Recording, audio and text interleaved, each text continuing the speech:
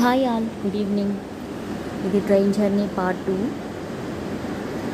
కాచిగూడకి ఒక 1.5 hour late వచ్చింది. 10:30కి start అయింది ట్రైన్. 12:31కి ఆ టైంలో లంచ్ చేసేసాం. అందరికీ సపరేట్గా బాక్సులు ప్యాక్ చేశాను. సో అందరూ ఈజీగా తినేశారు. అంటే చేతన్ బాక్స్ అలా. ఎంతైనా బోర్ కొడుతుంది కదా మార్నింగ్ నుండి ఈవినింగ్ వరకు జర్నీ అంటే. అందుకోసమని చేతన్కి వర్క్ షీట్స్ ప్రిపేర్ చేశాం. ప్రతి సబ్జెక్ట్కి ఒక 1 or 2 అవి చేసుకుంటూ కొంచెం టైం పాస్ చేశాడు చేతన్. కొంచెం టైం ఇంకా ఫోన్ చూశాడు, అది మామూలే.